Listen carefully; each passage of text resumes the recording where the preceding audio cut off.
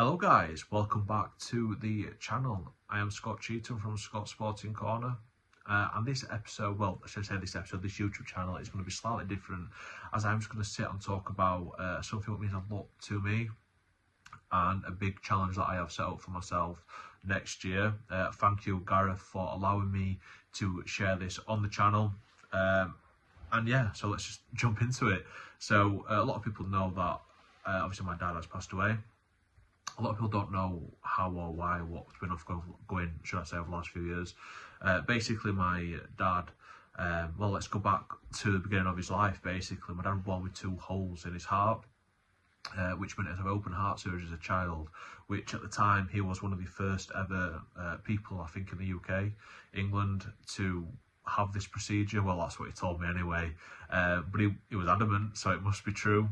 So yeah, beginning of his life, he did suffer quite badly with that. It affected him throughout his childhood, and moving on later on in life, he had other issues with his heart. He was diagnosed with a condition called, let me just get it up, guys, give me 2 moments, because it's called AF, which stands for atrial fibrillation, which basically means your heart is out of rhythm. So you know, you obviously have a heartbeat. My dad's was out of rhythm, and to be honest with you, it's something that runs very deep in my family.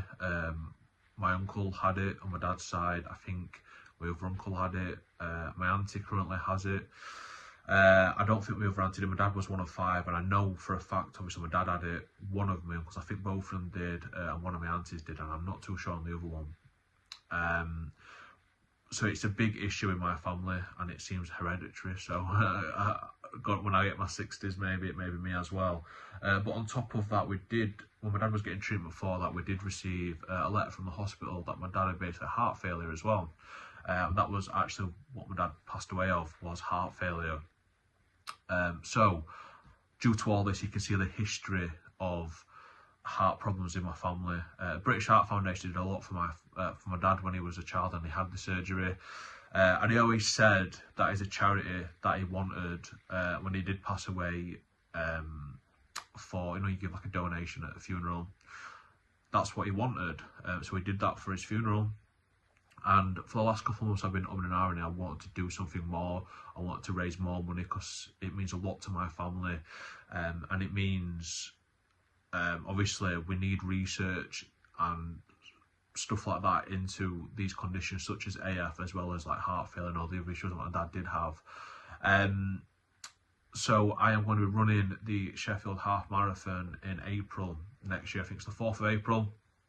My aim is to raise £500 for British Heart Foundation, and we've had a really good start, to be honest with you. If I just have a look now on my Just Giving page, which Gareth will put in the link to in the description on here.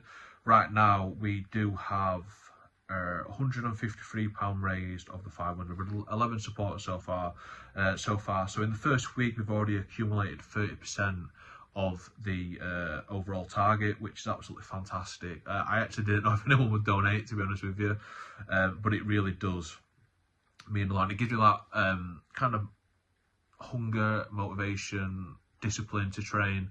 As a lot of people know, that I do come from a strength background, so running for me really is a no-go. Plus, if you know my injuries as well, especially my right leg, this is probably a challenge people would never have thought I would do.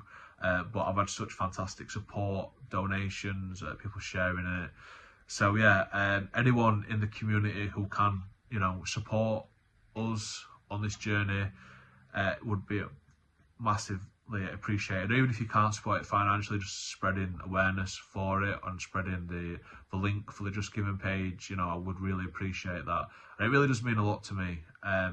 Obviously, I've got other targets in my life, such as the big one for me is trying to reach the world record in the natural log press. But right now, this does mean as much to me, and I do have plans for afterwards to do other events to raise money for the British Heart Foundation.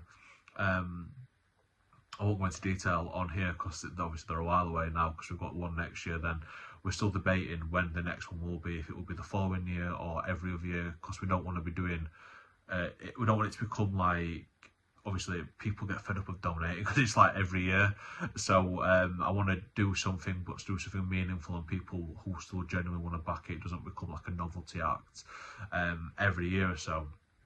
So yeah, thank you all for listening to, or should I say watching this episode. It really does mean a lot, and you know, like I said, if you're in a position to support and try and get us as close to that £500 before we hit the half marathon next year, that'll be massively appreciated. And yeah, if you watch out on my socials, obviously I'll be documenting my kind of training for it as well.